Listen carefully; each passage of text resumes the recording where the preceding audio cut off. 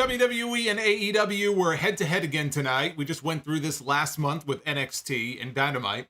Tonight, it was SmackDown and Collision because tomorrow night, AEW has Full Gear.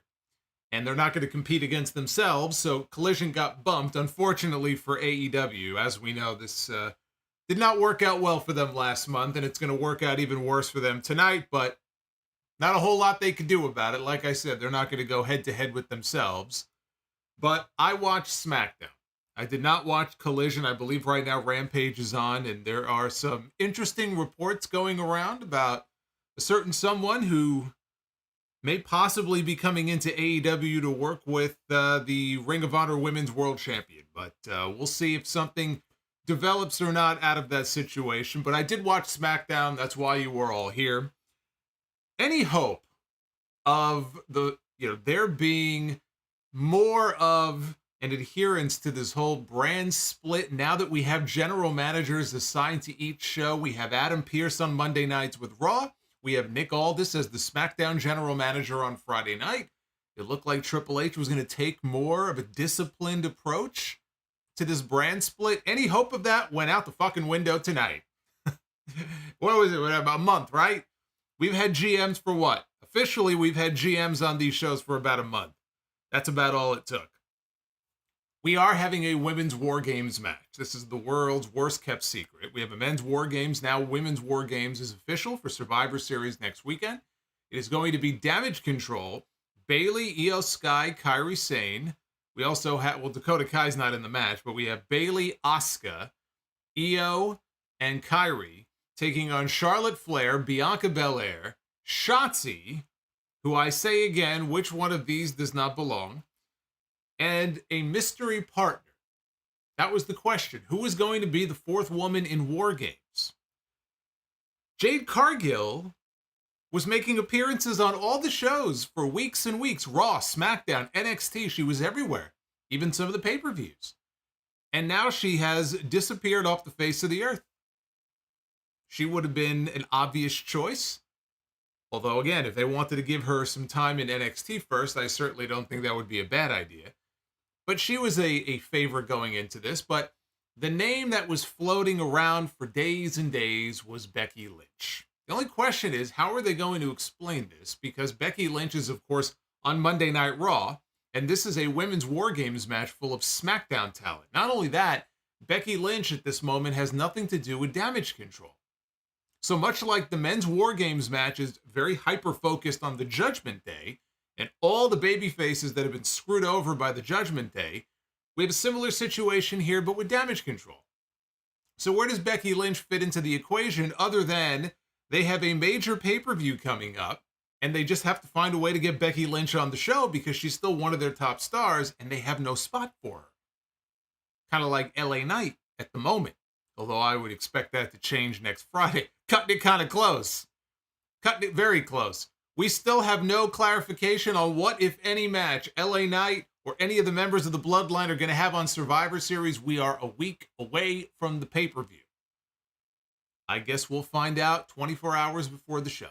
Because we got no clarification on that tonight. If anything, I'm actually more confused. So Becky Lynch did come out at the end of the show. So the women's WarGames field is now set. And there was no explanation other than they had to call in a favor. Charlotte did. She called in a favor. They weren't sure if Becky was going to make it before the end of the show. And somehow she did. Well, it's a good thing she was nearby, I guess. Otherwise, I would love to fly on whatever plane it is that she uses. Because she made it in record time to the building. But we had another situation on this show, right? So Becky Lynch of Monday Night Raw makes an appearance on SmackDown, is going to be in WarGames. I guess Nick Aldis is okay with this.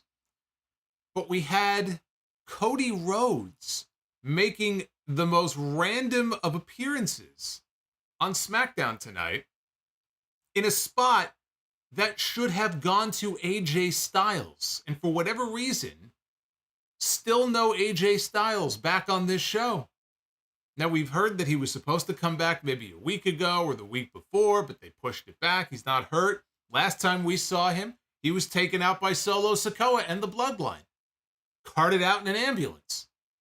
If anybody would want revenge on the Bloodline, it would be AJ Styles. You would expect that he would be coming out to make the save for LA Knight after the main event, but oh no, you would be wrong.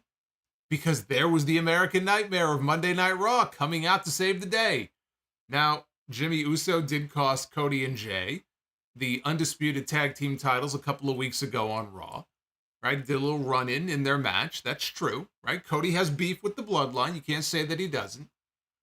But yet a random run-in here by a Raw star on SmackDown. And Cody Rhodes is already locked in to a feud. He's the captain, basically. He's the team captain of WarGames next weekend against the Judgment Day. And yet he's coming out here to go after the Bloodline in a spot that would have made a lot more sense for this other person who's already on the SmackDown roster.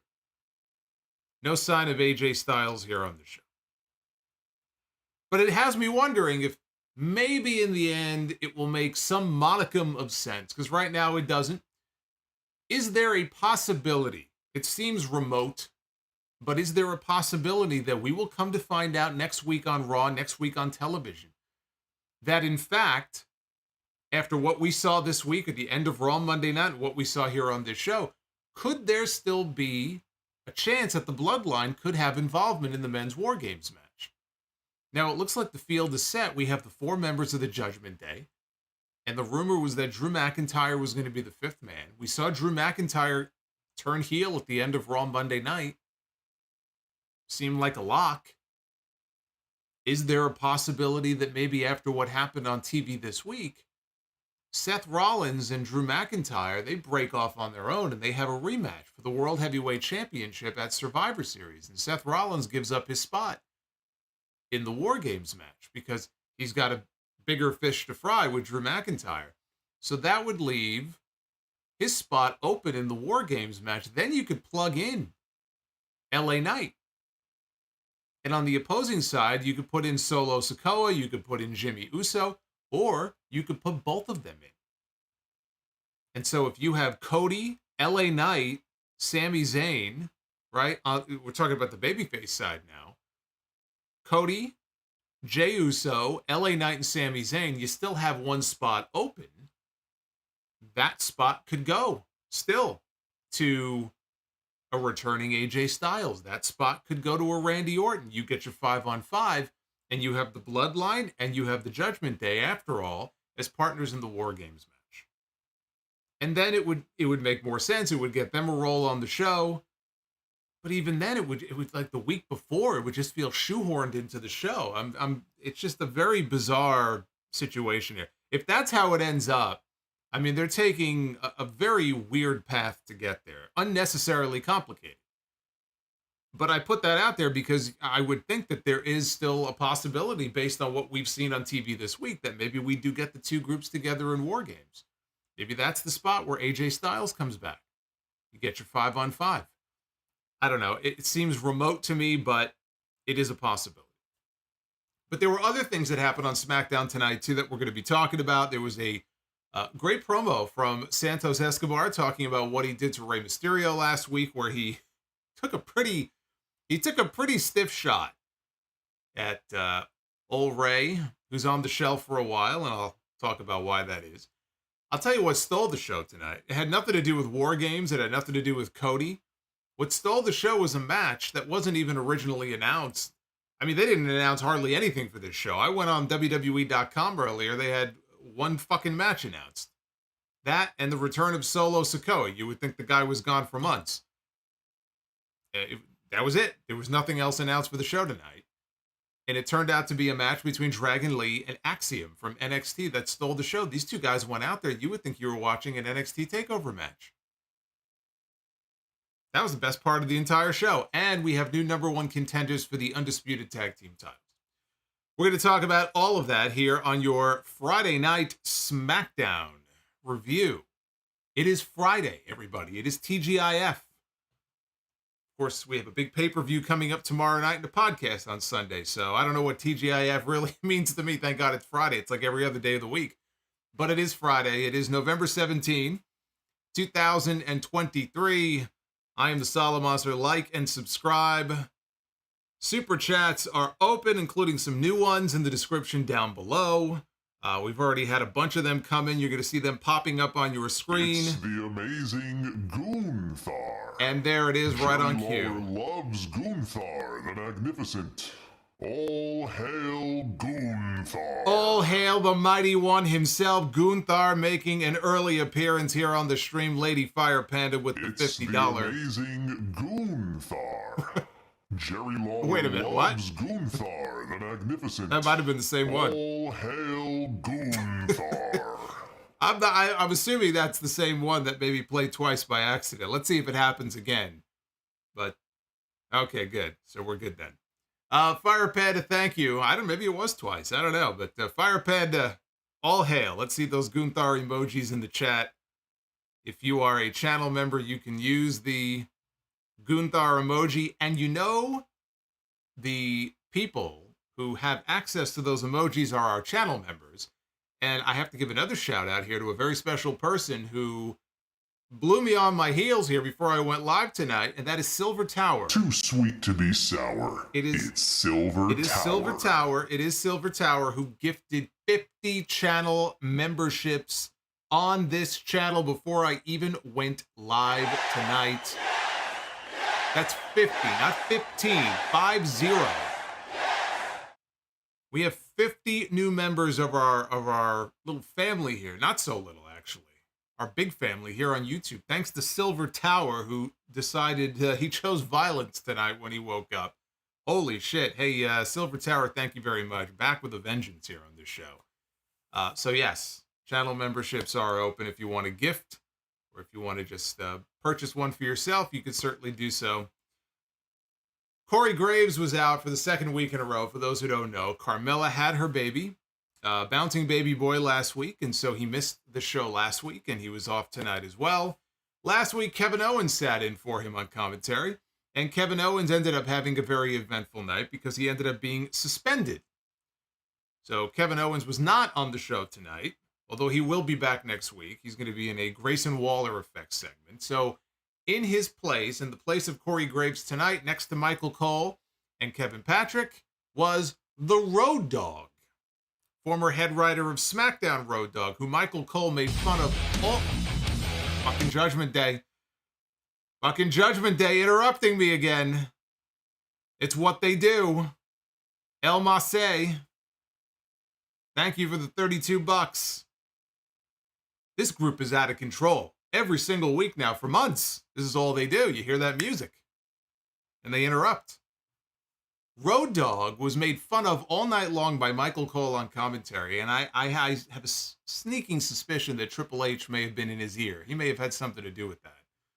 So anyway, that was your commentary team here for this show. And Damage Control was out to open things up after closing the show last week, the show closing angle where they stood tall over the baby faces, and we can see the vision of a WarGames match, although no official announcement last week. So we have Bayley, Asuka, Io Sky, Kairi Sane, and Dakota Kai was with them. Bayley called last week's developments one of the top 5 moments in WWE history, which is a lie. That is what she said. She said they are playing chess while the other idiots are playing Candyland. And she said nobody was ready for Asuka. And she laughed, and she was waiting for Asuka and Kairi and Io to laugh. They didn't laugh. They were stone serious. No laughter from them. Bayley didn't know what they were saying when they suddenly started talking in Japanese, but she nervously laughed and figured they were agreeing with her. So Dakota Kai chimed in and said that this is not the new and improved Damage Control, because someone in the ring was not part of the new and improved Damage Control. And this was that sort of uh-oh moment here. This is what they were going for, and they got a shot of Bayley's face. Bayley got a little nervous, right? The crowd was like, oh, wait a minute. We might be about to witness something here. But then Dakota said, Asuka has not officially been initiated yet as a member of Damage Control. That's what she was talking about. She's not officially a member yet, and that was Bayley's job. So Bayley got down on one knee and offered Asuka a Damage CTRL t-shirt, which she accepted. And Dakota said that Io's idea was the four of them challenging Bianca, Shotzi, Charlotte, and a partner of their choice to a WarGames match. And again, Bayley was surprised by this development here, but played it off like that was a great idea. So then Shotzi's music hits, and her tank rolls out on stage. Nobody's in the tank. It was a diversion. And on the top rope, behind all the members of Damage CTRL, already in the ring was Shotzi, who came off with a crossbody onto Damage CTRL. Charlotte and Bianca joined in. We had a brawl that broke out. The baby faces, though, were very quickly outnumbered, and one by one, Bianca first, and Charlotte and Shotzi, each one of them were dumped out of the ring to the floor. And Damage CTRL stood tall in the ring to end the segment. The announcer said the baby faces would now have to go out and find a fourth partner in this potential WarGames match. So they effectively they leaned into the idea that everybody already knows. Everybody can see it coming, that Bayley is going to be booted out of this group. It's only a matter of when. It's not a matter of if. We can see it coming. She's seemingly the only one who doesn't. And officially, we have the announcement here of a WarGames match, although the babyfaces had not yet accepted that challenge. That would come later in the show. So we're going to circle back to this a little bit later. Actually, we're going to circle back to it right now because the very next segment was in the back with the babyfaces. We had Charlotte, we had Shotzi, and we had Bianca. They were shown talking. Thank you, and SHOOSH, and thank you. Hey, Brandon, thank you. Thank you. Thank you for the $12 super chat. Brandon, I appreciate that. Brandon Proctor with the $12. So the baby faces are talking in the back, and Shotzi apologized for being compulsive, and she was the one who kicked off that whole brawl, which got their asses kicked. And she said she just really wanted to kick their butts. Kick their butts. Very PG. So Bianca turned to Charlotte and said she thinks Charlotte knows somebody who could help them. And Charlotte looked a little hesitant and said that she would think about it. Nick Aldis showed up because they happened to be standing right outside of his office. So Nick Aldis shows up and he says he's going to have to know who their partner is going to be. He needs to know the name of the fourth person on their team in WarGames by the end of the show. And at that point, Aldis opens the door to his office, and this is what we see. Nick Aldis walks into his office, and look at who is waiting for him in his office. Cody Rhodes. Monday Night Raw's Cody Rhodes. Now, I initially saw this, and my mind starts racing with thoughts. Why would Cody be at SmackDown? What purpose would Cody have being at that show, waiting to have a meeting with the general manager of SmackDown? My initial thought, which turned out not to be the case, but my initial thought was maybe they're going to do an angle where he wants Kevin Owens to be unsuspended and wants Nick Aldis to allow Kevin Owens to be part of his team in the WarGames match at Survivor Series, because they're going to need an extra man. If he thinks that Drew McIntyre is now with the Judgment Day, they're going to need an extra man. And of course, Kevin Owens has had his own issues with the Judgment Day. And so that's why I thought Cody was there. And I thought later on, Charlotte was going to ask for Becky Lynch to be their partner in the women's WarGames match. And so effectively what would happen here is that Aldis and Adam Pearce would basically have sort of a one-night trade where he allows Kevin Owens to go to Raw to be part of the men's WarGames team. And in exchange, Adam Pearce allows Becky Lynch for one night only to be a part of the SmackDown women's WarGames team. See, now that would have made more sense, would it not? That seemed like a more sensible idea. I thought that's where things were going, and you could actually explain that. And I like the idea of the two general managers, even though they're kind of, they're competing with each other and there's been some tension there. I like the idea. Here we are, them working out a trade, even if it is only for one night. not going to move Kevin Owens back to Raw permanently. He just got drafted to SmackDown. But for one night only, all right, we'll give you KO, give us Becky, and we'll call it even. That's not what happened.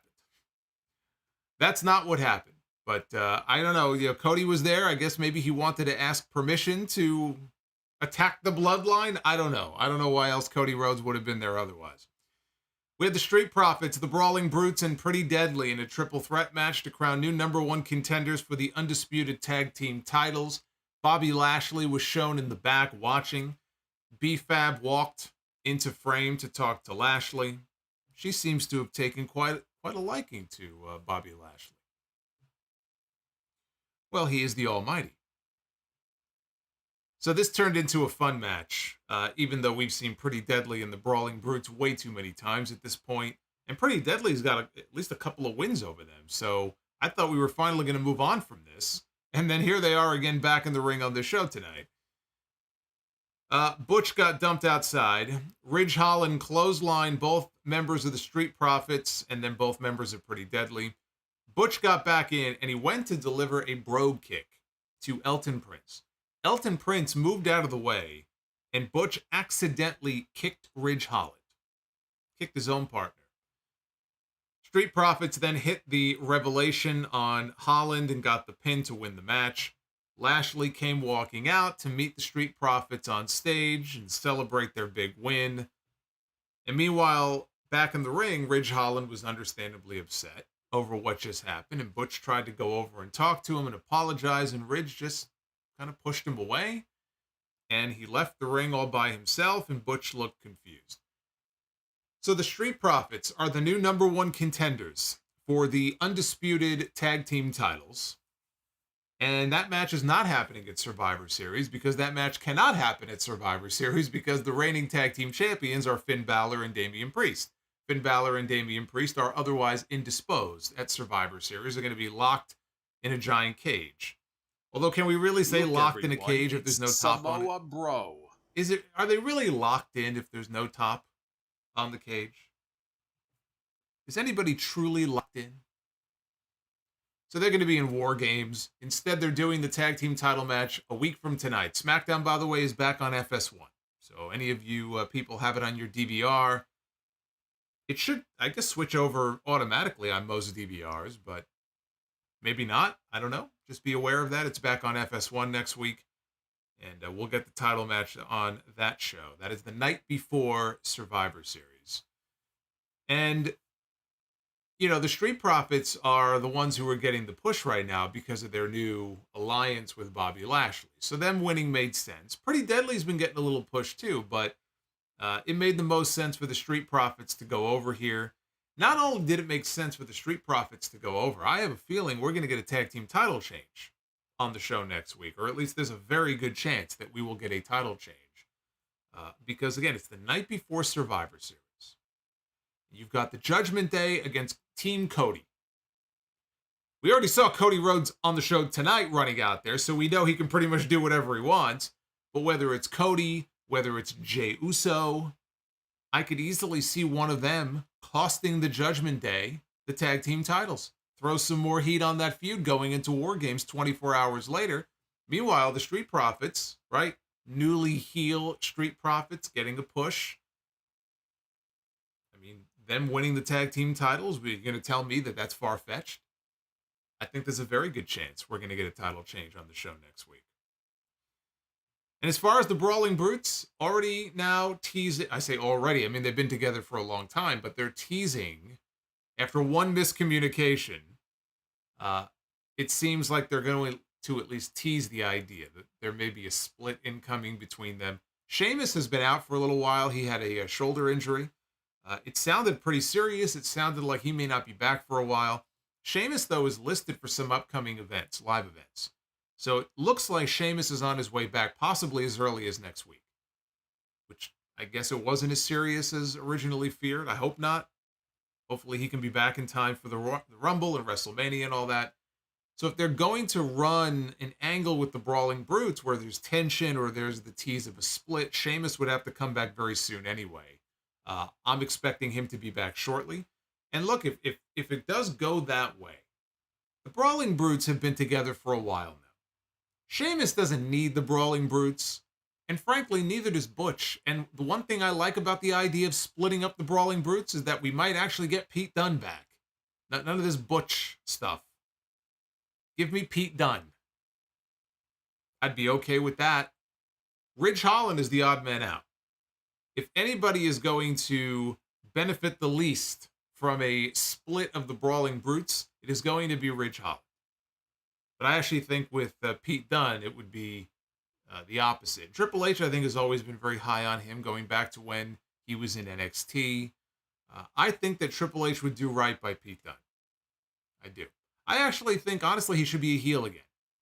He was at his best when he was in NXT as a heel, and he was kind of feuding for a while there with William Regal. Right? They never wrestled or anything. They never had a match, but which is too bad because I think that would have been a hell of a match if Regal didn't have the neck problems. That, to me, was Pete Dunne at his best. And I would love to see Pete Dunne go back to that heel version of himself, the bruiserweight. So if we get that out of this, I think that would be for the best. Now, backstage, we saw Bianca Belair talking to Michin.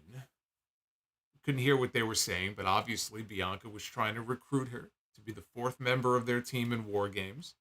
And I was thinking, it's not going to be Michin. It's not going to be Mia Yim. So what are they going to do? How are they going to explain this then? I mean, is she going to just refuse and say, no, I'm not interested? She's not doing anything. This woman comes to work every single week and doesn't actually do anything. If I were her, I would be jumping at the opportunity to be in WarGames. So how are they going to explain this? Well, they did on the other side of the commercial break, because when we came back, we saw all the members of Damage CTRL beating the shit out of Michin. They had her down on the ground. They were kicking the crap out of her. And so there you go. That pretty much was the end of that. We had footage from earlier today of Dragon Lee sitting down in the back and meeting with Nick Aldis, and he wanted the opportunity to avenge Rey Mysterio with a match against Santos Escobar. And Aldis said that he appreciated the offer, but he already arranged for Axiom to come up from NXT so they could show the world what Lucha Libre was truly all about. And Dragon Lee was okay with it. I mean, you talk about random. It all worked out well in the end, but I heard that. I'm like, all right, that's kind of, again, it's kind of odd, out of nowhere, but okay, fine. Dragon Lee against Axiom, right? This should be a very good match. So we got Dragon Lee one-on-one against Axiom from NXT, the former A-Kid from NXT UK. I, by the way, did not view this as any sort of permanent main roster call-up for Axiom. I don't think that's really what this was meant to be.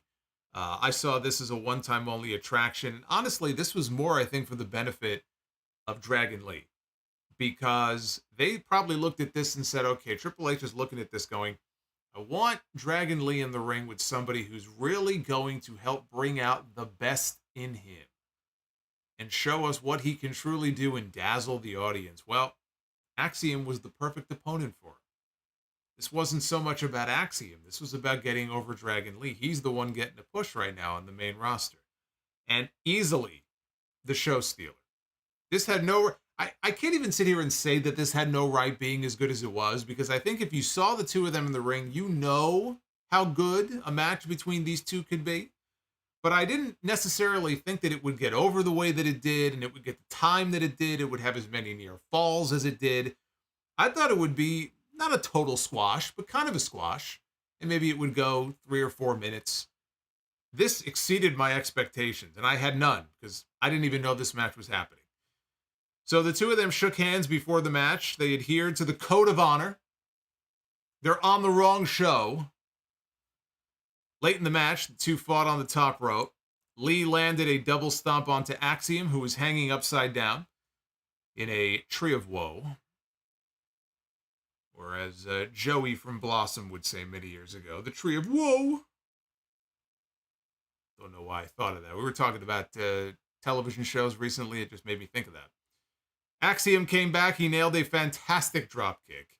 And then he hit a fall-away suplex and a running knee strike. Dragon Lee, though, came right back with a brainbuster. Lee lifted Axiom for a power bomb, but Axiom turned it into a destroyer for a great near fall. Lee kicked Axiom in the head. He headed up to the top. Axiom cut him off with a kick. So for the second time now, the two of them found themselves on the top rope together.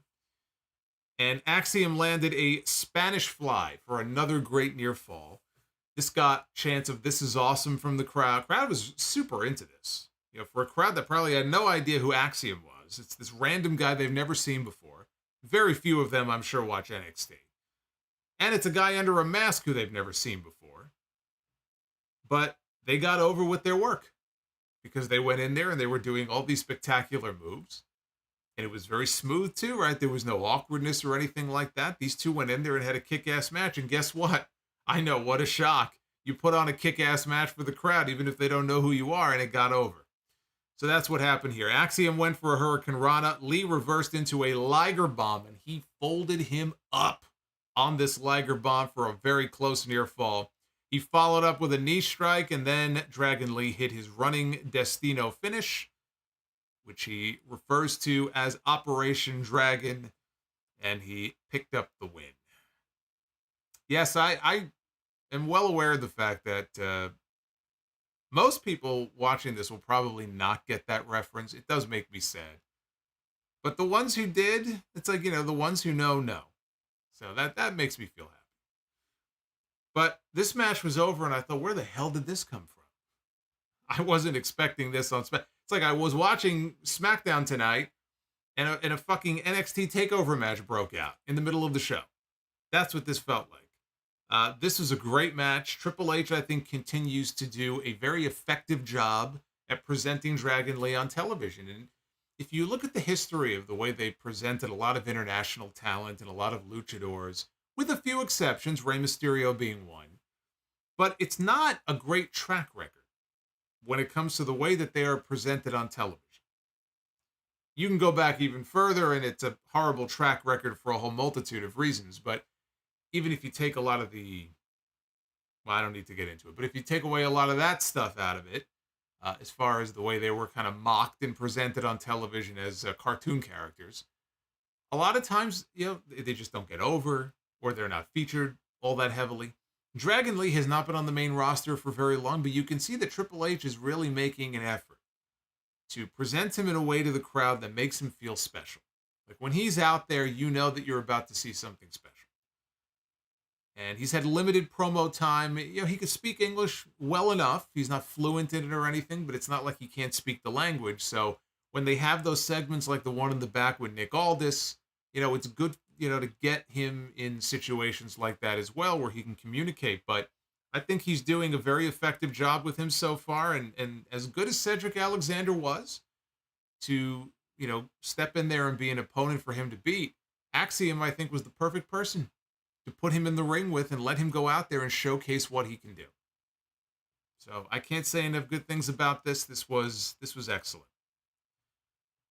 And speaking of excellent, that brought us to the very next segment, which was Santos Escobar, who was out to the ring by himself in a suit, out to his old Legado del Fantasma music, to explain why he did what he did last week to Rey Mysterio. He attacked Rey Mysterio, and Rey ended up with his leg wedged between the ring and the ring steps, and Escobar kicked the steps into his leg. Why did you do what you did to Rey Mysterio? For those who don't know, Rey Mysterio posted a photo on his social media this week. I think his right leg was fully wrapped, and he thanked Dr. Dugas, who I believe is down in Birmingham, where apparently all the specialists, when it comes to knees and various parts of the body, are in Birmingham, Alabama. I don't know what it is about Birmingham, but if I ever fuck up my neck, I know where I'm going. I'm going to Alabama for the first time. Anybody here from Alabama, maybe you can show me around. That's one of the states I have not been to. I've been to many states on the map. I've been to St. Louis. I've been to some places in the Midwest, but I've never been to Alabama. Hopefully, I never have to go for that purpose. Hopefully I would be there for some other reason. I will be honest with you, though. I don't know why I would be in Alabama otherwise. But if I ever end up there, hopefully somebody can recommend some good places for me to eat. So Rey Mysterio had surgery. He's out now they said months on commentary. 6 to 8 weeks is about the time frame that Rey is expected to be out. He should be back in time for the Royal Rumble. If not the Rumble, then definitely for WrestleMania and the inevitable showdown with Santos Escobar on that show. But that would explain why it felt rushed last week. And it might sound silly to call it rushed because they've been teasing stuff with Escobar and Rey going back at least as far as the end of May, right? May or June, when Rey got hurt in their match on television, and then Escobar, they did an injury angle with him, and Rey took his spot and ended up winning the U.S. title. I mean, that's going back many months. But they weren't teasing any dissension between them. It's not like, oh my God, they've been teasing this for months and months. There weren't a lot of real heavy teases for it on television. So Crown Jewel was really the first time where it was teased. Like, uh-oh, he left the brass knucks on the apron. Logan Paul ended up using them, and that's why Rey Mysterio lost. This is going to come back, right? We're going to hear about this on TV. The very next TV, Santos Escobar lays out Rey Mysterio. That's rushed. Now we know why. Because Rey had to undergo surgery. He had a torn meniscus. He's been wrestling with a torn meniscus for at least 3 months. That is a very painful injury to wrestle on. And he had to go under the knife. And so they had to rush the angle. Were it not for that, I think they would have dragged this out for another month, 2 months maybe, before they did the Santos turn. So we got it last week instead. He comes out, he gets loud boos, loud chants of "you suck." And unfortunately, what chants for half this promo? He referenced the expression, "never meet your heroes." And he said that he came from a long lucha libre tradition and all of his family members were considered heroes, but his was Rey Mysterio. He always dreamt that the next generation would see him the way that he viewed Rey. And Santos said that Rey was like a father figure to him and made him feel at home. He said after last week, he realized that everything Dominic Mysterio said about his father was true. Santos recalled Rey winning the U.S. Championship when he deserved it, and there it is. What I say last week, I was hoping they would not overlook that. I was hoping that would come up, because that's really where you could trace a lot of this back. Even though, again, outwardly, there weren't a whole lot of teases that he was pissed off or jealous or upset. You know, when Rey won the U.S. title, he was right there to celebrate with him. But I said, this is going to come back around. And when the heel promo comes from Escobar, I guarantee you we're going to hear about how you stole my opportunity. You took something away from me that didn't belong to you. It belonged to me. Should have been, like Dolph Ziggler, should have been me. Right? So there it is. And then he said that Rey took over the LWO and he added new members. And he blamed Rey for siding with Carlito over him. Escobar said they were supposed to be like family, like familia. And Rey sided with an outsider like Carlito instead of him. Escobar said all the pain that Rey is suffering is like the suffering that Escobar felt when Rey betrayed him. And he said that everybody thought he would come out here to apologize. And Escobar said, I am going to apologize. And he apologized for not doing more damage. Escobar said he hoped the surgery didn't go well, and he hopes that Rey gets an infection and that he has to have his leg amputated. Wow. That's a stiff shot. I can't remember the last time in a promo I heard somebody healing on somebody else and saying, I hope you get an infection and you have to have your leg cut off. That's a new low. So Zelina Vega runs out and she's nearly in tears. And she gets in the ring and she asks what Escobar was doing. What are you doing? What the hell's going on here? And he said that she made her decision when she chose Rey Mysterio over him. Then she slapped him hard across the face, slapped the taste right out of his mouth, and she walked away. Now, here comes Cruz del Toro and Joaquin Wilde. They walk down to the ring, and they're in the ring with Escobar. And he asks them if it's going to be the three of them again, just like old times. And they refuse. They can't get over what Escobar did to Rey Mysterio last week. He said, Del Toro says that was way out of line. So Santos says, fine, you're dead weight for me anyway, and he told them to get out. And they went to go leave, and when they did, he ambushed them from behind, started to beat him up.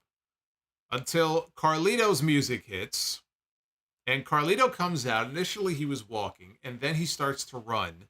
And I use that word loosely because I don't know if he's hurt. I don't know if he's got an ankle injury. Maybe he rolled his ankle.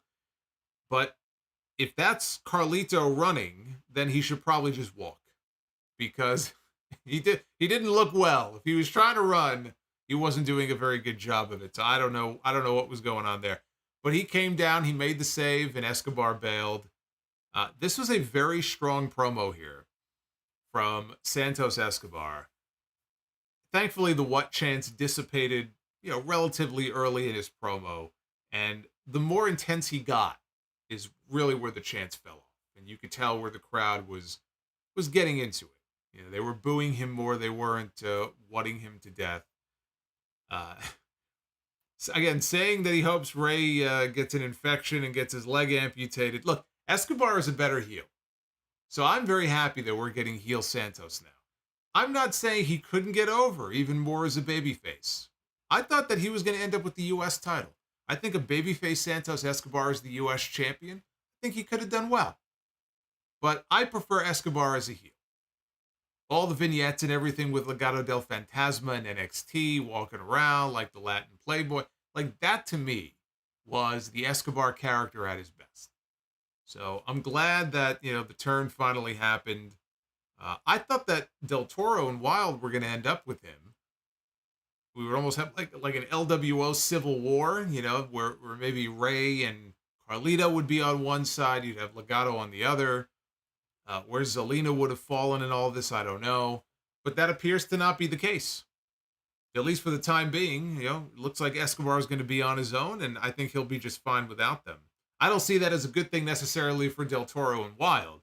But for Escobar, whether he's part of a faction or not, I don't think he really needs it.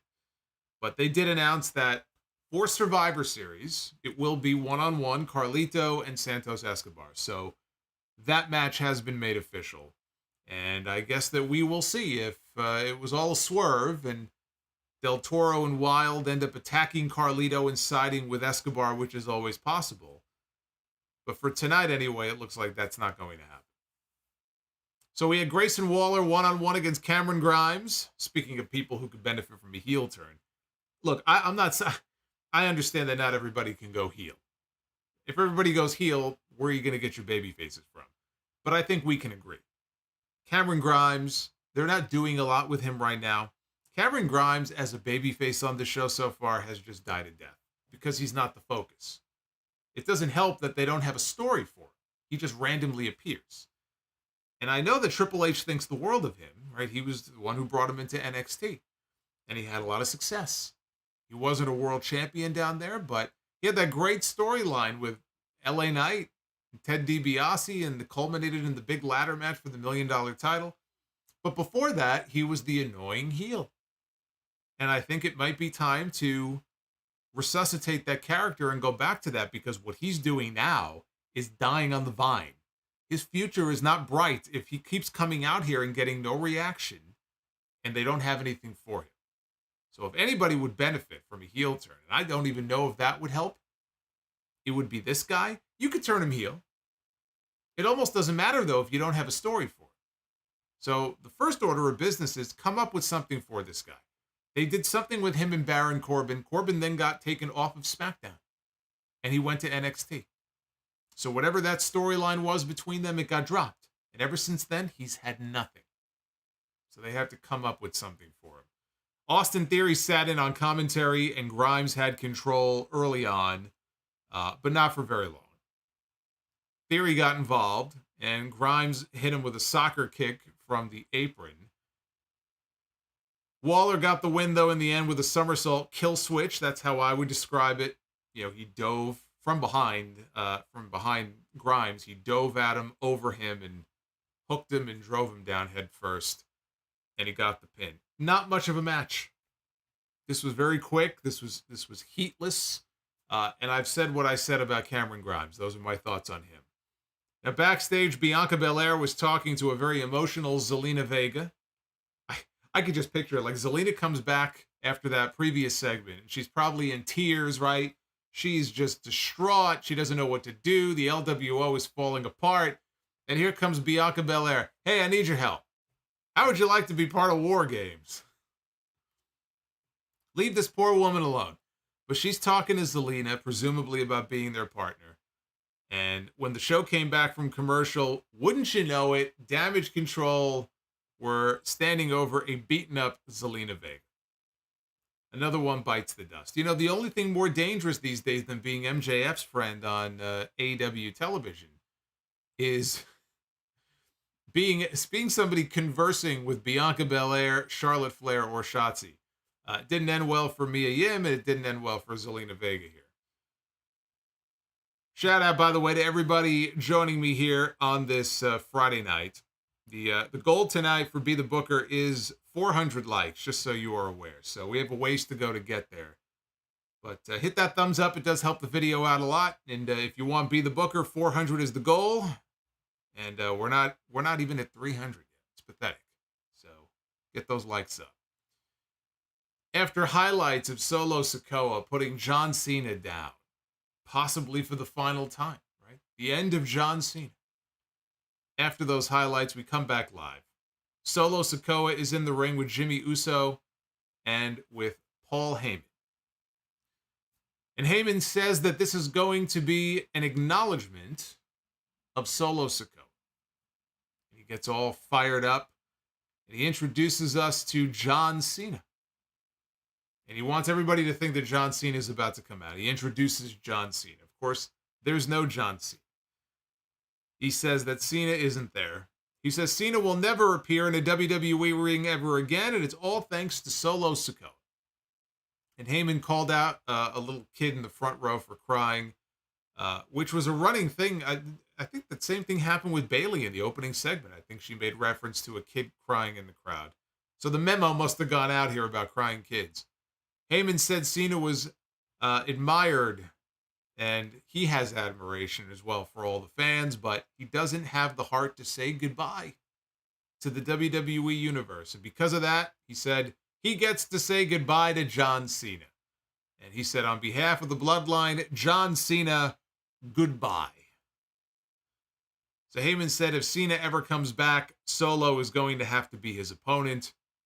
Heyman went to Jimmy and said that it would have been the greatest promo of Cena's career, but John Cena will not be able to say goodbye because Solo spiked Cena in the throat. Apparently somebody forgot to tell John Cena because John Cena has just been announced for his first ever talk show. It's going to be on the Roku, streaming on Roku. John Cena is getting a talk show. I don't remember what the name of it is, but it would be kind of hard to do a talk show, I would think, if the man couldn't speak. So apparently he didn't get the memo. So he said Cena doesn't have the guts to come back and talk to the C Nation. And it's all because of Solo. He did a countdown. He said that's how we know it's really serious, because this would be about the time that John Cena, that would be his cue to come out, right? Countdown, nobody comes out. So he said this is the part where John Cena would come down to the ring and he would bump them out of the ring with the 5 moves of doom, right? And the crowd would go crazy, and then Cena or Heyman mocked Cena's theme song. He did the trumpets. Do, do, do, do, right? He did the whole thing there with the trumpets. And he was about to congratulate Solo again when, thank God, LA Knight interrupted to put an end to this. Knight said that the only reason Roman Reigns is still the champion today is because of the Bloodline. And he said that everybody knows that's a problem, and if there's a problem, then Knight is a problem solver. Evidently not, because he lost at Crown Jewel, just like everybody else before him. So he's a liar. Solo should beat his ass on his new show. So John Cena gets a new talk show on a streaming platform, and Solo Sikoa just, like, he's interviewing one of the Jonas Brothers or something in Solo Sikoa. Actually, you know what? If Solo Sikoa showed up and gave the spike to one of the Jonas Brothers, that would be quite awesome. So Knight said that everybody will fall until it is just LA Knight and Roman Reigns. And he said that the first stop on that path is Jimmy Uso, who cost him the title at Crown Jewel. LA Knight called Paul Heyman MC Boss Hog, and then recited a few bars about how Jimmy says yeet or no yeet, Jim is him, and he said something about drama, but he's about to run into a BFT and blunt force I don't know. This was pretty fucking lame. This was lame. Gotta be careful with these, man. I don't know who's writing this material, but the people like LA Knight. They cheer for him when he comes out. They pop big when his music hits. I want to see that continue for him, for a long time to come. Right? The guy's 40 years old. He's been waiting for this big break his whole career. I want to see it continue. I want to see him do well. But you gotta be careful with some of this material here. I don't know that this was necessarily the best dialogue for him. Spinning nursery rhymes out here. But he closed with his catchphrase, and then he came to the ring for the main event. Heyman, by the way, is not wrong when he says that if John Cena were to come back, the match that he has would have to be with Solo Sikoa. I mean, they were laying it on pretty heavily here, laying it on pretty thick in this segment. So thick, look, I didn't think Cena was going to be at WrestleMania next year. I think they got this extended run out of him that they weren't expecting. Cena gave them more than he had to. Now he's having surgery on his arms, on his elbows. And the strike is over. So now he's going to have all of this work. He's going to have all of these projects. He already had this big run. Is he going to come back that quickly? I didn't think that he would, but the way they were talking here in this segment, if this isn't setting up John Cena and Solo Sikoa for WrestleMania 40, then I don't know. I mean, I thought it was great that if Cena was going to go away for a long time, they could have Solo Sikoa going around kind of like they did here and have Heyman talk about how he's the man who retired John Cena, but he kept going on and on and on about Cena and doing the fake out introduction of him to the point where it's like he has to be coming back at some point in these next few months to do the match with Solo Sikoa and get his win back. Just felt that way to me watching what they were doing here in this segment. And if Cena comes back, that has to be the match. It has to be John Cena against Solo Sikoa. But we had LA Knight one-on-one against Jim Uso. These two do not gel well together. This is the second or third match that they've had now. Second, I believe, on television. I remember there being some clunkiness in the first one as well. There's always some awkward moment where one doesn't know what the other is about to do. Usually Jimmy, it seems like, doesn't know what Knight is going to do next. LA Knight's matches are pretty formulaic, right? They follow a pretty similar formula as far as the spots and the moves that he does. It's not like he's in there doing all this flashy stuff. I don't know what's so hard about it, but whatever it is, just the timing between these two was just off. They had a very basic match that did not feel like a real main event. Heyman, though, got a phone call, we were told, just as the match was starting, and so he and Solo, they left to go to the back. And they left Jimmy out there by himself to have his match. I don't know what that was all about. Maybe Heyman got a call from Roman Reigns. He needed a foot massage. I don't know. So anyway, after a commercial break, Jimmy had control. He tried for a hip attack in the corner, but Knight moved. He hit a series of strikes. Jimmy went to the top. Knight cut him off, and he ended up setting up for the running, leaping superplex spot that he does, but Jimmy just pushed him back off the ropes. And then, out of nowhere, about 20 seconds later, LA Knight hit the blunt force trauma, and he pinned Jimmy Uso, and that was it. So, a win for LA Knight. Yeah, this sucked as a main event. As a main event, this sucked. But, crowd was very happy to see LA Knight and to see him pick up the win, so they were pleased with the outcome. After the match, Solo Sikoa's music hit, and he walked back out. And Jimmy attacked Knight from behind. Solo dished out a Samoan spike to LA Knight. Solo went over, he dismantled the announce desk, and Jimmy dragged LA Knight over to the desk. And here was the point, right here. This was the moment I was waiting for. I was waiting for the music to hit. Yeah. They don't want none. They don't want none. They looking scared, but they don't really want none. Like, I'm waiting for the music to hit. Here comes AJ, right? No AJ. We hear Kingdom, and out comes Cody Rhodes in his suit, or at least I guess the dress shirt anyway, and his slacks. And here comes Cody rushing down to the ring to beat up the Bloodline. And of course, it was Jimmy Uso who cost Cody and Jay the tag team titles a few weeks ago. And the crowd loves seeing Cody.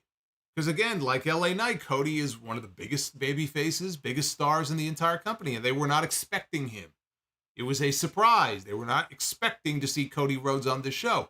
And do you know why? Because Cody Rhodes is a Monday Night Raw guy. And so they weren't expecting him on SmackDown, but there he was. And I just thought to myself, what the hell is this? Why is Cody out here? And then the segment just ended. It ended with Cody and LA Knight working together. And then they were standing tall in the ring together as the Bloodline retreated. What the hell was this? So after the commercial, there was a segment that came later on in the back. I thought maybe we'd get some kind of an explanation here. Nick Aldis is in the hallway with Cody. And he's saying to Cody, you know you can't be here. You got to leave. And Cody says, okay, I'll leave. And he left. And that was it. That was it. There was no explanation. Cody had nothing to say. We never really found out why he was in Nick Aldis's office, right? Which was never acknowledged. It was like one of those little hidden backstage things you see in the background, but they showed it on TV. There was nothing. There was no explanation for it. I'm hoping we get something on Monday, but there was nothing. Honestly, this was the laziest shit that I've seen in a very long time from this. I don't know where AJ Styles was. I don't know why they're still holding him out. If he's ready to come back and he's part of this storyline and it was right there. And again, I just go back to what I said at the beginning of the stream. Unless we have to wait until Monday and we come to find out on Monday that WarGames is going to be changing a little bit. And perhaps we will end up with the Bloodline involved in some way. Rollins and McIntyre end up not being part of WarGames, which would be a late change if that were the case. It sounds pretty locked in as far as what the match is supposed to be. But maybe they branch off. They're going to have a rematch at Survivor Series for the World Heavyweight title. Then we have a few openings in the WarGames match, and that's where you slide in Solo and Jimmy. And on the other side, you slide in LA Knight and whoever that fifth man is going to be. Could be AJ Styles, could be Randy Orton. If it were AJ Styles, then Randy Orton could be the guy that Shinsuke Nakamura wrestles. Because remember, Nakamura's been waiting for someone. He's like Aleister Black back in the day. You know? The man in the room waiting for someone to come knock at the door. Fight me, fight me. Remember that whole storyline? Where'd that go, by the way? That went nowhere. So it could very well end up Randy Orton gets, slotted in there against Nakamura, and it gives him somebody to beat in his first match back. That's always a possibility, too. I hope they can make sense of this on Monday, because this just struck me as very lazy on their part. Now, backstage, Bianca Belair asked Charlotte, what is going on? We have to announce who our partner is going to be. And Charlotte said, I called her, but I don't know if she'll make it on time. And so they made their way out to the ring. Bianca, Shotzi, and Charlotte, they each got their own entrance for the show closing angle. Nick Aldis, remember, had told them earlier in the night that I need to know who your partner at WarGames is going to be by the end of the show. Charlotte said that, look, we could talk all night about Damage CTRL and what they've done, but we accept your challenge for WarGames at Survivor Series. Would have been funny if she came out and said, we do not accept your challenge for WarGames at Survivor Series. But that's not what she said. She says she knows something, though, about turning on a best friend. And if they're going to go to war, there's only one person that she wants to go to war with. But before she could announce who the partner was going to be, Damage Control interrupted. And Bayley told them that they wouldn't make it out of the building tonight. And they jumped up on the apron. Bianca and Charlotte and Shotzi, they were again in the ring. They were outnumbered here. And all of a sudden, the crowd starts to go nuts. Because Becky Lynch is here. They never played her music, which surprised me. Because I thought they'd want to get that big pop by hitting her music. No music. She didn't come out from the stage. She came out from the crowd. And she stood in the ring, shoulder to shoulder with Charlotte Flair, Bianca Belair, and Shotzi. Then a brawl ensued. Charlotte went up to the top rope. She ended up hitting a moonsault onto everybody, including her partners, wiped out everybody on the floor. Charlotte and Io Sky were the first ones up. And they were a few feet apart. They were staring at each other. And this went on for a while. And then they started fighting again. Like, Io came at Charlotte, but Charlotte, it's almost like she didn't know what to do. It was very awkward. It was very awkward. I don't know what they were stalling for. But anyway, they brawled, and that is how the show went off the air. Now, Becky Lynch being added to the WarGames match doesn't make any sense on the surface. Because, again, Becky is a Raw talent, and Becky has had nothing to do with Damage Control. However, maybe I'm stretching here. Last year at SummerSlam, if you remember, Becky Lynch had a match to open the show with Bianca Belair for the Women's Championship, and Bianca beat her. After that match, Bayley, Dakota, and Io formed Damage Control. This is right after Vince McMahon took his leave of absence, which he called a retirement, right? Fuck that. But he stepped aside. And Triple H first took the book. He first took creative control, creative power in WWE right before SummerSlam last year. And one of the first things, if not the first thing he did, was he rehired Dakota Kai. And he called up Io, and we had Damage Control. In the match that Becky and Bianca had, you remember, Becky suffered a separated shoulder. It looked pretty gnarly. She finished the match. They actually had a very good match, but she got hurt. And she had to go away for a while. And she was out for a few months. I believe that the plan was for Becky to go back babyface. It would be Becky and Bianca feuding with Damage Control. But they didn't have a chance to do that because Becky got hurt. So now here we are over a year later. And Becky is now aligned with Bianca, for one night anyway, and she's going to be able to feud with Damage Control. Otherwise, Becky Lynch and Damage Control have had nothing to do with each other. But they wanted to make sure that she had a match on the show, and they wanted star power in that spot. Now, I think Jade Cargill could have been slotted in there, sure. And it would have been a huge spot for her as far as debuting her. I'm not sure she's ready for that spot. I'm not sure that Jade Cargill should be making her WWE in-ring debut in a WarGames match. So if that was part of their calculation, like, okay, this is not the spot for her, I actually tend to agree. But they didn't have very many other good options. You had Zelina Vega, and you had Mia Yim, and you have Alba Fire and Isla Dawn, and that's it. Who else do you plug into that spot? Clearly, they have not made a deal yet to bring back Sasha Banks. I know a lot of people were hoping it would be Sasha Banks. Sasha has history with Bayley. She has history with Charlotte. She has history with Bianca and Asuka. A lot of the people in that match. That would have been huge. But guess what? She's not going back. Not yet anyway. She's not going back. So they didn't have a lot of good options here.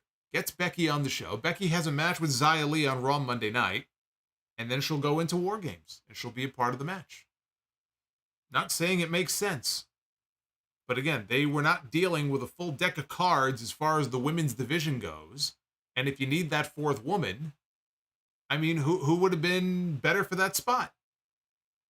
So I get it. I understand why they would want to go with her in that direction.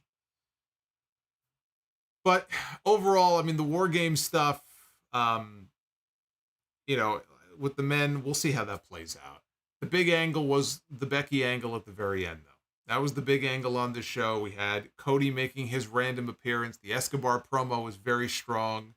The Dragon Lee Axiom match was excellent. The tag team match with the Profits, the Brutes, and Pretty Deadly, also very good. So there was a lot to like about the show tonight, and then some stuff that just drove me just absolutely batty. But that's what WWE does when it comes to the Raw and SmackDown stuff, the brand split stuff. You know, they do what they want, whether it makes sense or not. We'll see if it makes more sense next week. But for tonight, it was like, I don't know. There were some questionable decisions here on this show. I will say that. But here's a Twitter poll: 72% thumbs up for SmackDown tonight, 28% thumbs down, with over 550 votes in so far and counting. So at Solomonster on Twitter is where you can go ahead and cast your vote. Would sure love to hear from you on there. Where are we, by the way, on the likes? Let me just check here and see. We are at 368. So still, we're not there yet as far as Be the Book. So we'll see. By the way, you know, before I even get into this, I should. Well, you know, I'll mention it later. Let's start out here with Luis. Funny enough, Luis had the last super chat on the last stream, and he kicks us off with the first super chat here of the night. He says he is sending this in. He sent it in at 6:30 Eastern time. He says, Jeopardy is not Becky Lynch's big suit. It's also not my biggest suit either, but I do give Becky an A for effort for participating on Jeopardy. Yeah, Becky had a lot more success on SmackDown tonight than she did on Celebrity Jeopardy the other day. It did not go well. But you know what, though? I didn't see the show, so I don't know what questions she got, if they were hard or not. Sometimes I watch these shows and I'm like yelling at the television like, you idiot, how do you not know the answer? But you know what? When you go on a show like that, and I have not been on a game show. The closest I ever got to being on a game show, I've mentioned that I auditioned many years ago. I went to an audition for Wheel of Fortune. And so that was, you know, most of my day, and we did some mock games, and so I technically played Wheel of Fortune, just not on TV. That's the closest I've come to being in a game show environment. But you go on there, you get nervous, you know, like, again, I'm sure that probably was part of what happened. But apparently she set some kind of all-time record for like the most number of incorrect responses. I think they said going into Final Jeopardy, she had minus $500. But I think they let her play, which you're not supposed to, but I think they let her play anyway. Like, if you're in negative territory for Final Jeopardy, you're not even in Final Jeopardy. Like, you don't get to even play the final round. So, yeah, she had a bad day, apparently. But anyway. Jamie Dorsch. Congrats on 16 years this month. By the way, Solomonster, where's your Movember mustache? I shaved it off. Every time those little suckers start to grow in again, off they go. I don't do the stash. It's not my thing. Luis again. Did he send that twice? He might have sent that twice. I'm not sure. Luis, thank you very much, though. I appreciate that. Wild Bird, the only way AEW Rampage can draw interest if TNT and Warner Brothers Discovery free the F word for 1 hour. Now, there's nothing that's going to be able to save Rampage. Once you have a show that basically gets sort of typecast in a certain way, it's very hard to break out of that. Prince Vegeta 95 with the 1999 for super chat in over a week. I have been binging The Walking Dead since last Wednesday. I'm almost to season 6, and it's great. I know, however, it falls off when Negan arrives. I wouldn't necessarily say Rest in peace, Beth. That death sucked. Happy 16th Solo. Thank you, sir. Prince Vegeta, I appreciate that. We might be celebrating 16 years maybe next week. Maybe on one of the streams, maybe Monday or Wednesday. Just thinking about going back and splicing in some old clips and doing an AMA type thing, maybe like during one of the existing streams. We'll see. We'll have to celebrate 16 years somehow. Lady Fire Panda with the $50 super chat. Solomonster, if you don't twerk and grind tonight, I'm going to file a complaint with YouTube. And I am not getting the content that I want. I need to have a very serious conversation with you about the content that you are and are not giving us on here. Well, YouTube, for those who don't know, they have announced that they're enhancing their monetization for certain types of content on YouTube, including videos where you do things like twerk and grind. You can now make money off ads on those videos. So, I don't know. I might have to create some kind of, like, $500 super chat or something. Because guess what? It's not happening. It's not happening.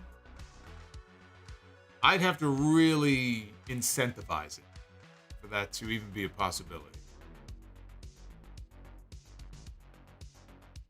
Oh my God, look at this. We have a super chat from Franklin Delano Roosevelt with the $2. His first super chat. It says, greetings, my fellow American. Well, greetings, FDR. I'm so proud. FDR is on our streams here tonight.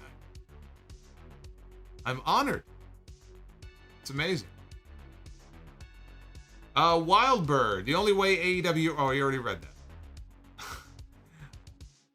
Where am I? I'm all over the place here. There we go. I know why, because some of them are showing twice. There we go. Wildbird. Burgers versus hot dogs. Pecan pie, or some say pecan.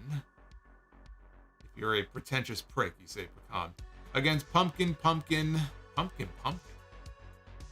think he meant pumpkin pie. WWE creative structure versus the AEW creative structure. Hashtag competition. I like burgers and hot dogs. I have both of them every week. But on the pie, pecan pie.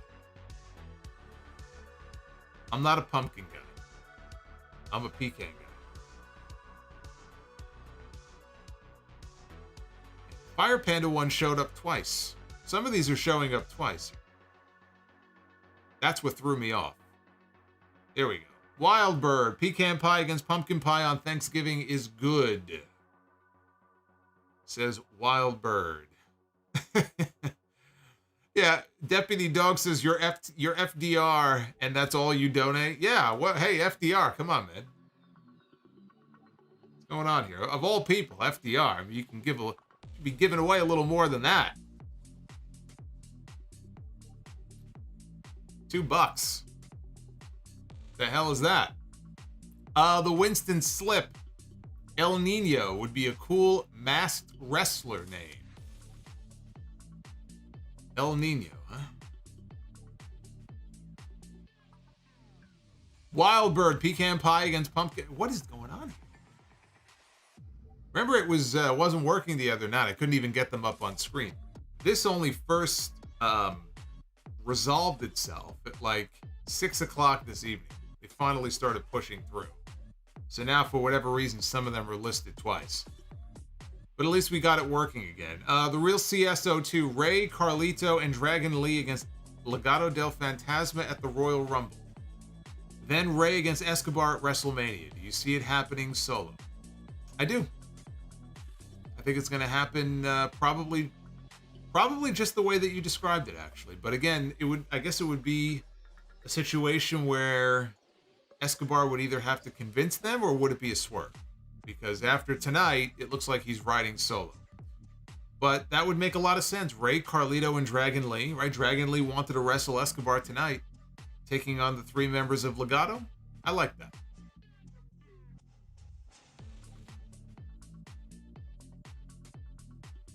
The Winston slip. Someone help Silver Tower. Their keyboard is stuck.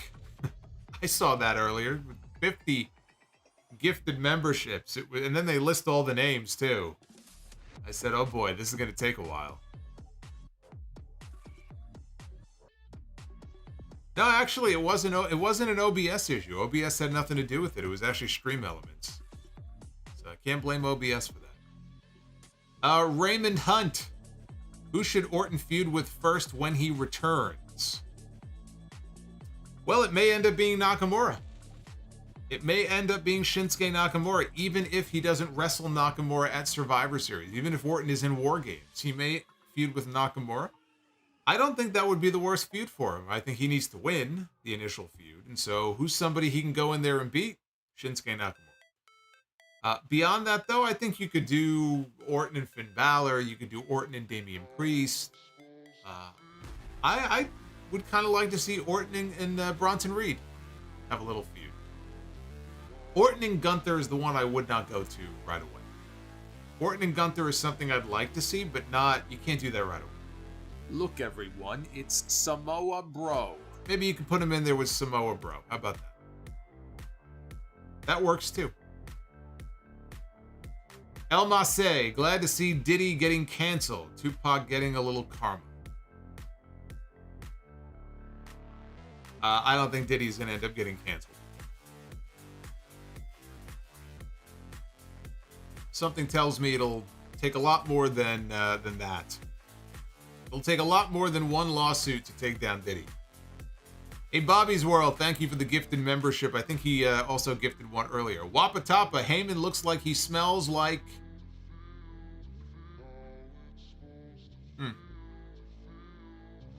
I don't know what that is. I don't know what that is. Wapatapa, though, thank you. Hey, Warhawk is a channel member. Look at that.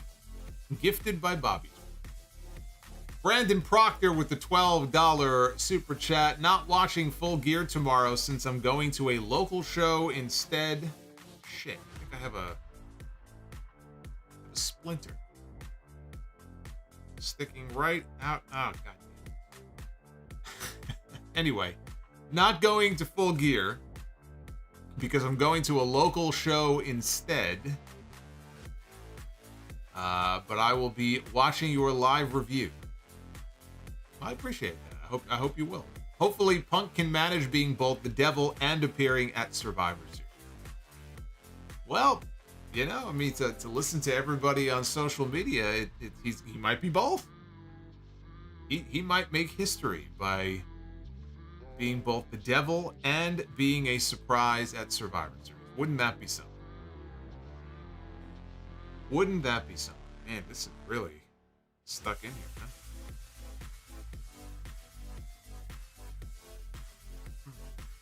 WWE wrestling and gaming. What's your opinion on Cena's Thugonomics gimmick? I loved it back in the day. I loved it when he would come out and you know, he would do his raps and the one, oh god, he did one with Big Show. He lit him up. He lit him up on the mic. Cena was great, I thought, when he was doing the Thugonomics thing. It's what got him over. What brought him to the dance. It's what saved his career. Not an exaggeration to say that it saved his career. Barry, what's going on, Barry? The way you put your logo over Bayley makes it look like she's not wearing anything. Yeah, I didn't even notice. When we go back to the other slide, I'll investigate. Peter Quartieri with the 1999. No message, just showing some love. Peter, thank you.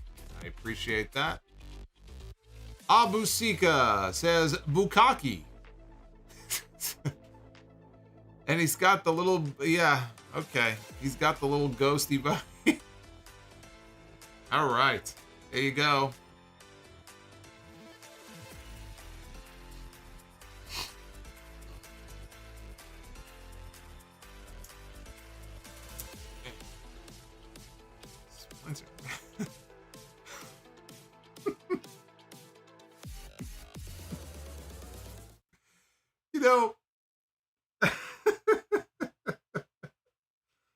There are times.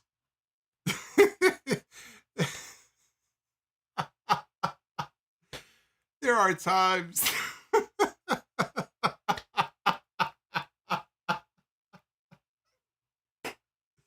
Oh, man.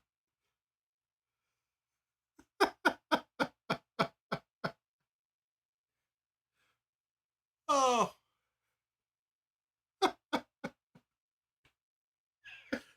Oh, man. I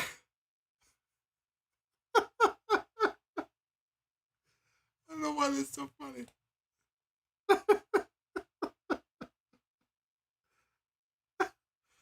Oh, man.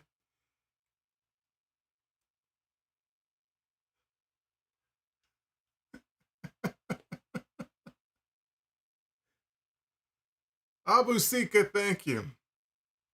Look at this. Franklin Delano Roosevelt is just disgusted by what has happened to America. It's thanks to people like Abu Sika. Abu Sika, man, come on. We got FDR in the chat. You're embarrassing me.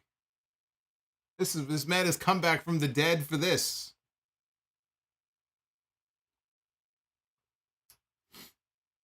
Oh, man. All right. Well, let's go back. Let's go back. There we go. All right, we're back. Get that out of there. Anis with the $4.99. Darby Allin is my generation's Mickey Foley, who hasn't hit his prime yet. Mickey Foley. Who the hell's Mickey Foley? The only Foley I know is Mick Foley. Prince Vegeta 95 with the $4.99. I might be jumping the gun here, but I hope they're not doing the 94 Royal Rumble Lex and Brett thing with Cody and LA Knight. Stay the course with Cody. Yeah, no, I think that would be a bad idea. That would be a terrible idea. There's no need for this. Arabian Night 2000, what if MJF is the signing tomorrow? If you read Tony Khan's tweet carefully, it doesn't imply a new wrestler signing. He's saying they have agreed to terms. That is certainly possible, and that would be fucking lame. You build up an announcement like that, you throw MJF out there as the one, that's a pretty big fuck you, I think, to the people who...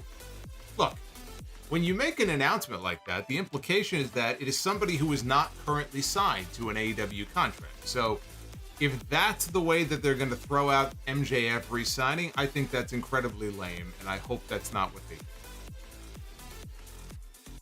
And besides, I already think MJF was signed a long time ago. But that's just me. Gilly, I love your work. I love the channel. Keep it up, bro. Gilly, I will try my best. I appreciate that. Thank you very much. Wildbird, Santos Escobar could maybe recruit Angel Garza and Humberto Carrillo from NXT. Just throwing an idea out there. I don't know. To me, though, you're just swapping them for Wild and Del Toro, and what do you do with them? Do you send them back down to NXT in their place? Like, I don't know. I want them to do more with Garza and Carrillo, but I don't know that that's the way to go because I feel like you're sliding the other two. Pillow versus Pillow. Twist. The winner of the Continental Classic becomes the new Ring of Honor television champion. Oh, God. Yeah, that would be pretty terrible. Ashley Zarzo with the $4.99. Hey, Solomonster, I am from Alabama, and if you ever come here, I can hook you up with some good places to eat. Roll Tide. That's right. Conrad's there, isn't he? Maybe I'll go visit Conrad at his, at the Conradison. Is that what he calls it? He probably lives in like a 500,000 square foot mansion of some kind. Well, Ashley, we will have to wait and see if business brings me to Alabama for any reason. But yeah, Would love some good recommendations. There he is. There's Franklin Delano Roosevelt with the $2. Greetings, my fellow American. Hello, Mr. President. Derek J. Speaks. A $5 super chat. Becky has feuded with Damage CTRL before. Becky was in WarGames last year against them, and she teamed with Lita and Trish this year against them. That's right. You're right. You are right. I guess maybe I was thinking more of her and Bianca together, though. Because I'm positive it would have been her and Bianca. And maybe there would have been a third person against Damage CTRL. But, yeah, no, I had forgotten about that. Match with Lita and Trish was against Damage CTRL. I guess it left such an impression on me. Solo, come back to New Orleans. Man, I'd love to go back to New Orleans. Oh, boy. Back on bourbon, man, I go to the Cat's Meow and do some karaoke. I always had fun. The 2 times I was in New Orleans, I always had fun. And the food is fantastic. Fire Panda with $20. YouTube was at it again. Before the stream started, it said you had 282,000 likes. Sent you a photo of it on the Bird app. I did see that. Last time it was 138,000. This time it was 282,000. And yet it was like pulling teeth to get you people to get me to 400. I had 282,000 likes earlier. Thanks, YouTube. Fire Panda, thank you. Let me take a look at Bailey. You know what? It does look like that. Look at that. Look at what Steve did. It looks like Bailey is naked. My logo is covering Bailey in her,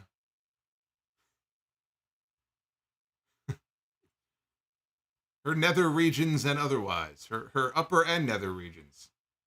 It's actually quite perfect. Literally, you just see skin. You don't see any clothing on her. Well, I guess maybe Bailey was posing. Yeah, she was posing for the body issue of ESPN magazine, like Rey Mysterio was. I saw that photo the other day. I wish I hadn't.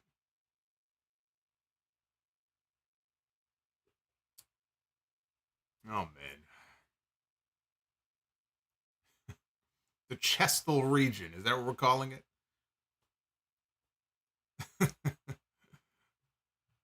Wildbird has a super chat coming in. If you go to Alabama, check out the football games.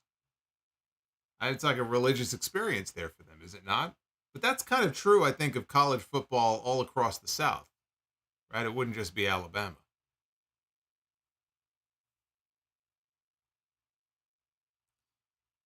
Brandon Vasquez with a $5 super chat. Buy or sell the better Mick Foley hardcore match. Triple H, Royal Rumble 2000, or Edge at WrestleMania 22.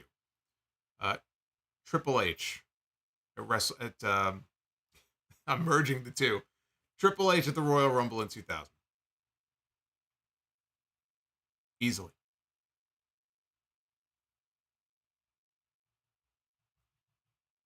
So the goal was 400, and you guys have gotten us up to 418 likes. Barely. We limped over the finish line for Be the Booker. But thank you for that. It does help out the video a lot, so I appreciate that. What I was going to mention before, just to remind all of you, there's Wildbird. Tomorrow, I will be live on you. Actually, well, technically, it might be Monday morning or Sunday morning. What's today? I don't even know what day of the week it is. It's Friday. I'm still thinking of Abu Sika from before. But tomorrow night, full gear. I will be live on YouTube when it's over for the full review. So come on back, and you get 2 podcasts this weekend for the price of 1. So hopefully I will see you guys there. All right, let's be the Booker. Ladies and gentlemen, it is now time to be the Booker. This is how we cap off the week with some Be the Booker. That's how we do it. We're going to start out here with the tag team scene. And then we'll work our way up to the individual women's and men's matches. That's how we do things around here. I push the magic button. Actually, it's not even a button, it's a lever. If you ever watched the old Conan O'Brien show, Late Night with Conan O'Brien, he had the giant lever that he would pull for the random Walker Texas Ranger moment. I like to have my own lever here to make my selection. I pull the lever and we land on the North. Former Impact Wrestling Tag Team Champions, Josh Alexander and Ethan Page. I was just thinking of Josh Alexander the other day. I got an email from somebody. Luke. Shout out to Luke. Big Impact fan Luke is, and he asked me if I had seen the match between Will Ospreay and Josh Alexander, which I have not yet seen that match, but I will hopefully watch it. So we have the North. Fine tag team they were when they were together. The North going to take on the South. I'm sorry. That was a dad joke. I'm sorry. The North against the Rhodes Scholars. Cody Rhodes and Damian Sandow. The Rhodes Scholars and the North. I dig that. I dig that match. And that gets the bell. Now we go to the women. Ladies, be the booker. You like that, huh? You like that, Joe? All right, we begin with the lovely Mariah May, the newest addition to the AEW women's roster, all the way from Stardom. 25 years old, has a very bright future ahead of her. Mariah May. She looks like a Barbie doll. Looks like Tiffany Stratton. Mariah May is going to go if we land on Toni Storm. I mean, come on. Come on now. Mariah May going to go one-on-one with AJ Lee. I know AJ is a favorite of many of you. Former Divas champion AJ Lee. There you go. Back-to-back bells, AJ Lee and Mariah May, and that takes us into the men's Be the Booker. It takes us into our main event. Can we get a clean sweep? Can we go 3 for 3? We begin with Al Bundy. 4 touchdowns in 1 game at Pokai. Al Bundy. One of the greatest sitcom characters of all time. The greatest sitcom dad of all time. Look at it. He's ready for a fight. He's ready for Be the Booker. Al Bundy. Here we go. Al Bundy is going one-on-one. Oh, this should be good. Please land on me. Solomonster and Al Bundy in a match. Al Bundy is going to go one-on-one with Cody Rhodes. Oh, I'm going with Al. Al's winning that match. Al's going to kick the shit out of Cody Rhodes. That's right. Let's rock. Let's rock. He's going to drive the mighty Dodge all the way to the building. He's going to be all suited up like he was in his old football game days. Al Bundy and Cody Rhodes is the match I didn't know I needed, but now I'm sad that we're never going to get it. Al Bundy, how about that? See, now that you mentioned that before, I'm looking at Bailey. I can't see anything else. I can't see anything else. Abu Sika is back. He says that reaction was way better than I envisioned. I don't know. It hit me like a ton of you know why? Because I thought it was innocent enough. I saw the little ghost man, and I was like, oh, the little ghost, and I didn't put 2 and 2 together, and I paid the price for it. Well, hopefully you were sports entertained.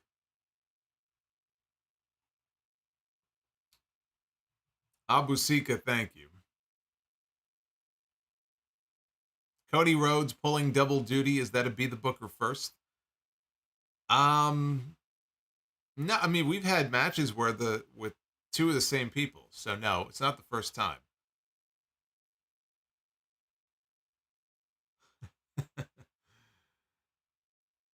Devin from New Jersey. The Solomonster promised to finish the story with Charles Mason at the darkest hour. You'd have to ask Commissioner Solomon. Solomonster is somebody totally different. You'd have to ask the commissioner, but I would say that Charles Mason defending his crown jewel title at this next House of Glory show in a couple of weeks. I can't think of a better way to close out the year than him losing his title. I'd love to see it. And I try to be very objective about these things, but nobody would be happier than I to see him go down in flames, especially if I'm the one to set those flames. So I'm all caught up on your super chats, I believe. So thank you guys very much for all the support. Retro KOH with a late $4 super chat says, I wish Al Bundy appeared during the awful guest host Raw era. Yeah, but you know what? It probably would have been whatever character at that point, it probably would have been whatever character he was playing on Modern Family. But that would be great. If they could have gotten Al Bundy in character to appear and interact with different people on the show. I think that would, and then he ends up in the Divas locker room or something. They would have gotten kicked off the air, though. Oh, no, ma'am. Oh, yeah. Oh, there you go. You got it. If Al Bundy was part of the guest host era and he had his own faction and it was the No Ma'am faction with Bob Rooney and Officer Dan and Jefferson and Ike. Oh, that would have been great.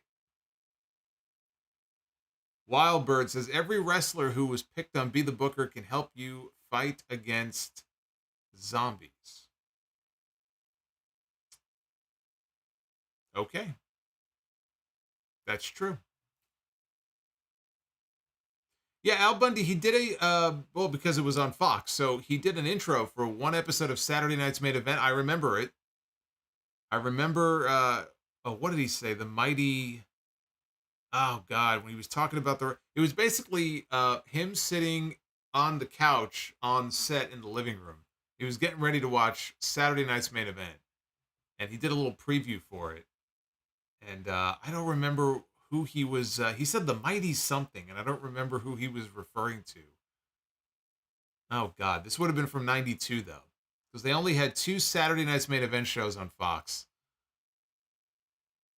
But I don't remember who he was referring to. Oh, and Griff. That's right, Griff. Can't forget Griff. Griff was great. Griff was great. Say that 5 times fast.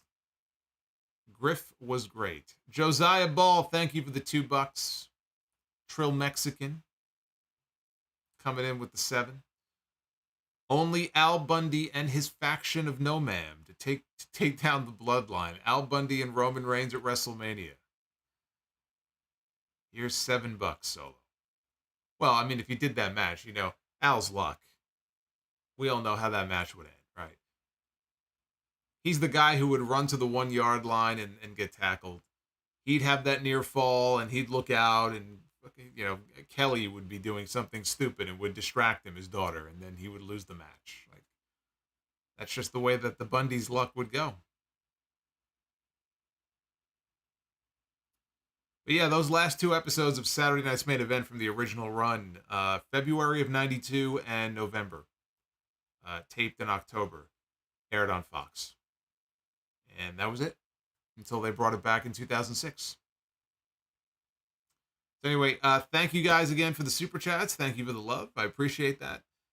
Live tomorrow night after Full Gear. And then next week is Thanksgiving week, but I will be live on Monday, Wednesday, and Friday. So no rest for the weary. It shouldn't have any impact on our schedule. Includes Thanksgiving Eve. And hopefully you will be able to join me for that. So until then, be well.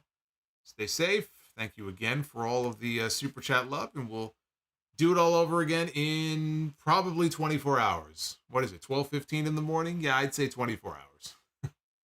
Live again for the Full Gear stream. Justin G says, no ma'am confirmed influencing AEW booking. See you tomorrow. Take care, guys.